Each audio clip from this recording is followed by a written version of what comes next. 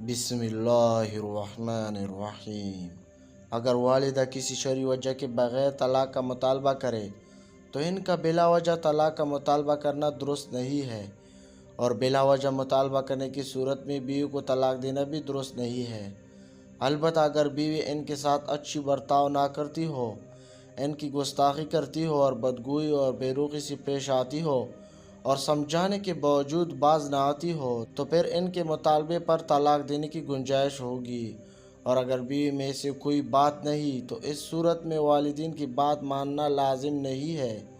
اس لیے کہ حلال کاموں میں اللہ تعالیٰ کے نزدیک سب سے زیادہ ناپسندیدہ بات طلاق دینا ہے، لہٰذا قطع الامکان انتہائی سخت مجبوری کے بغیر طلاق دینے سے گریز کرنا چاہیے۔ نیز جس طرح اگر والدین حق پر ہو تو والدین کی اطاعت واجب ہے، اسی طرح اگر بیوی حق پر ہو تو والدین کی اطاعت ظلم ہے، اور اسلام جس طرح والدین کی نافرمانی کو برداشت نہیں کر سکتا، اسی طرح ان کے حکم سے کسی پر ظلم کرنے کی اجازت بھی نہیں دیتا۔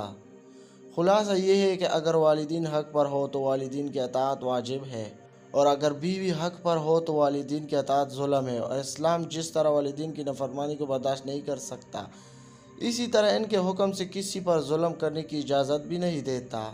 نیز حضرت عمر فاروق رضی اللہ تعالیٰ عنہ کا اپنے بیٹے کو طلاق دینے کا حکم دینا یقیناً کسی معقول وجہ کی بنا پر ہوگا،